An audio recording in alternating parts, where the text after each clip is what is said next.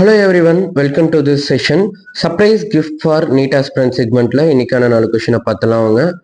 What is the phase difference between the two simple harmonic motions represented by x1 x2?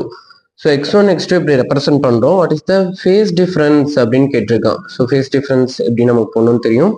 So this is the four options: pi by 6 rad, pi by 3, 2 pi by 3, pi by 2 rad. இதில் எது கரெக்டான ஆப்ஷனோ comment பண்ணுங்க. And come for chemistry second question. Correct order of acidic strength. So இந்த acidic strength, basic strength, இந்த order அதெல்லாம் நமக்கு ரொம்ப இம்பார்ட்டன்ட். இந்த பேசிக்ஸ்லேயும் நம்ம ஒரு கொஷின் எக்ஸ்பெக்ட் பண்ணலாம். H2O greater than HF greater than NH3. Second option, NH3 is greater than HF and greater than H2O. Third option, F greater than H2O greater than NH3. And water is greater than NH3 and greater than HF. This is the four option. Comment the correct option. And third question from botany. Splitting of centromere of chromosome is observed in which is phase? So இந்த ஃபேஸஸில் ஒவ்வொரு ஃபேஸஸ்லையும் என்ன நடக்கும் அப்படிங்கிறது cell cycle யூனிட்ல ரொம்ப important. இந்த சாப்டர்ல ஒவ்வொரு ஃபேஸ்க்கும் ஒரு கீ ரோல் இருக்கும். இந்த ஃபேஸில் இதுதான் மெயினாக நடக்குது அப்படிங்கிற விஷயத்த எப்படி கேட்டாலும் நமக்கு சொல்ல தெரியணும். டேரெக்டாக அதை கேட்க மாட்டாங்க, அது இன்டெரக்டாக கேட்பாங்க. எப்படி கேட்டாலும் நம்ம சொல்ல தெரிஞ்சிட்டோம் அப்படின்னா அந்த சாப்டர்லேருந்து ஒரு கொஷின் கன்ஃபார்ம் நமக்கு மார்க் உண்டு.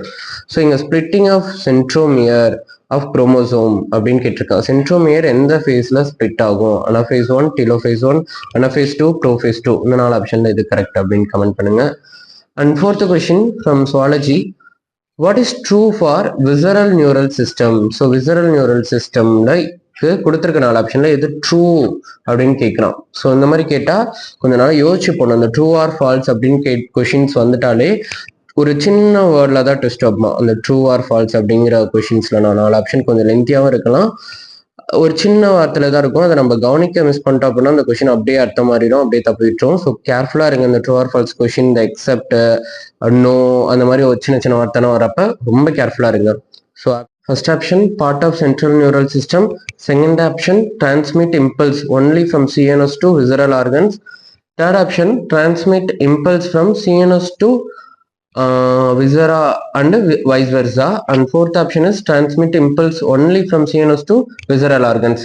ஸோ இந்த 4 ஆப்ஷனுமே கொஞ்சம் பார்க்க ஒரே மாதிரி தான் இருக்கும். ஆனால் எது கரெக்ட் அப்படிங்கிறத கொஞ்சம் பொறுமையாக வச்சு பார்த்து கமெண்ட் பண்ணுங்க. All the best. எல்லாமே நல்லா படிங்க. பாய்.